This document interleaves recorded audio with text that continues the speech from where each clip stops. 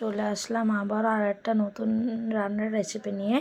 তো সবাই কেমন আছেন? আশা করি সবাই অনেক ভালো আছেন। তো আজকে আমি রান্না করব ডিম দিয়ে আলু দিয়ে একটা কারি। তো তার জন্য এই যে আমি ডিমটা সিদ্ধ করে রাখছি আর এখানে আলু সিদ্ধ করে রাখছি। আর আমি কিছু পেঁয়াজ আর রসুন কুচি করে নিয়েছি, এক বাটি এখানে পেঁয়াজ রসুন কুচি করে রেখেছি।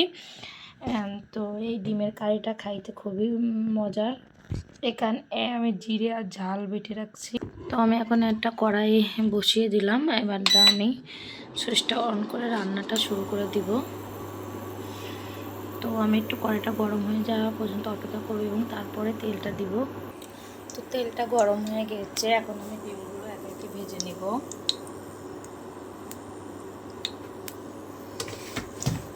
তো ডিমগুলো আমি একটু চিড়ে নিয়েছি, এই দেখেন ছুরির সাহায্যে, তাহলে ডিমটা ফাটার সম্ভাবনা কম থাকবে।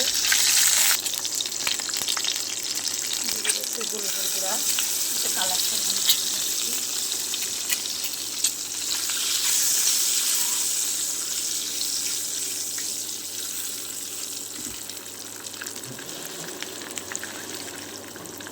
দিয়ে দেবো, একটু লবণ। ডিমগুলো সুন্দর করে ভেজে নিতে হবে। তো ডিমগুলো আমার ভাজা হয়ে গেছে, লাল লাল করে ভেজে নিয়েছি। এবার আমি ডিমগুলো একটা পাত্রে উঠিয়ে নেব।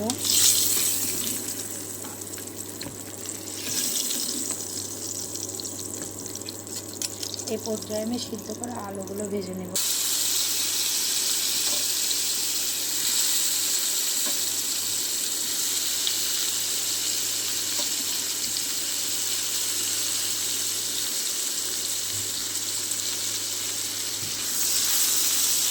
আলুগুলো তো আমি একটু হলুদ এবং একটু লবণ দিয়ে ভেজে নেব।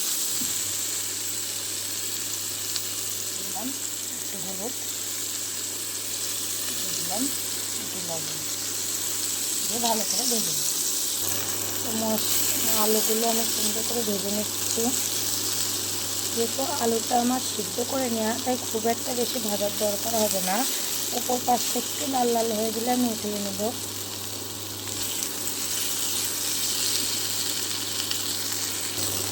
আলুগুলো আমার ভাজা হয়ে গেছে, এবার আমি এগুলো উঠিয়ে নেব। এই পর্যায়ে কড়াইতে আমি আরও একটু তেল দিয়েছি, এবার আমি ফোড়নটা দিয়ে নেব। তো তেলটা গরম হয়ে গেছে, এবার আমি ফোড়ন দেব। নিয়েছি শুকনো লঙ্কা এবং কিছু গোটা জিরা।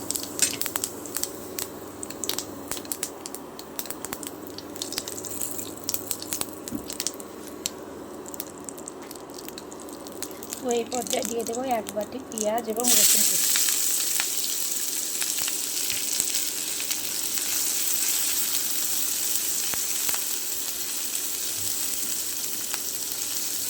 তো আমি একটু হলুদ এবং লবণ দিচ্ছি।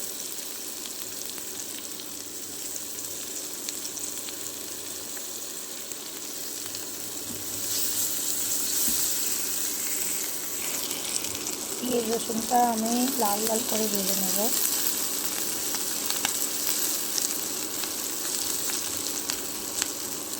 আপনারা চাইলে রসুন পেঁয়াজটা বেটেও দিতে পারেন এবং আর্ধেকটা বেটে দিবেন এবং আর্ধেকটা গোটা দেবেন, তাহলে ভালো লাগবে। আমি সম্পূর্ণটাই আর কি গোটা দিয়েছি।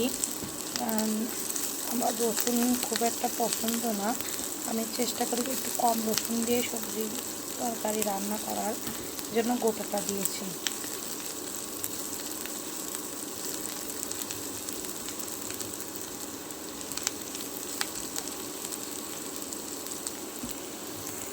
এই রসুনটা আমার ভাজা হয়ে গেছে, আমি এবার বাটা মশলাগুলো অ্যাড করব। এখানে আমি ঝাল এবং জিরে বাটাটা দিয়ে দিলাম। এবার একটু কষিয়ে নেব, অল্প একটু জল দিয়ে কষিয়ে নেব। এই জায়গায় মশলাটা আমি কষিয়ে নিচ্ছি। একটু মশলাটা সুন্দর করে কষিয়ে নিতে হবে। মশলার উপরে আমি একটু হলুদের গুঁড়া দিয়ে দিব।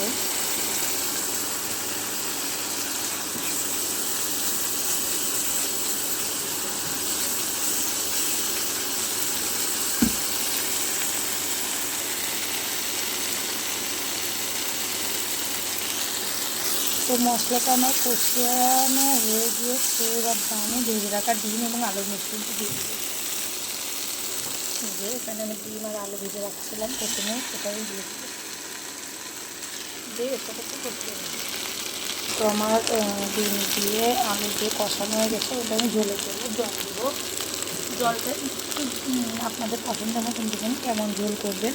তো আমি খুব একটা ঝোল করবো না, তাই জলটা খুব একটা দিব না, কারণ যেহেতু আলু আর ডিমটা আমার সিদ্ধ করা, তাই ঝোলটা কোনো রকমের গাঢ় হইলেই আমার হয়ে যাবে।